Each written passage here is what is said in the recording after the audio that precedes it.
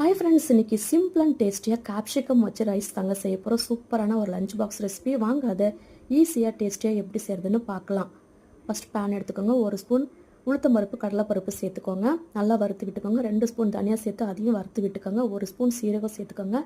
ஒரு 7-8 காஞ்ச மிளகா சேர்த்துக்கோங்க. அதையும் சேர்த்து நல்லா வறுத்து விடுங்க. 1/4 ஸ்பூன் மஞ்சள் பொடி, 1/4 ஸ்பூன் பெருங்காய பொடி சேர்த்துக்கோங்க. சின்ன பீஸ் புளி துண்டு சேர்த்துக்கோங்க. 1/4 கப்பு துருவி தேங்காய் சேர்த்து வறுத்து விட்டுக்கோங்க. வாசனைக்காக கொஞ்சமாக கருவேப்பிலை சேர்த்துக்கோங்க. நல்லா வறுத்து விட்டுட்டு நல்லா நைஸாக பொடிஸ் பண்ணி எடுத்துக்கோங்க.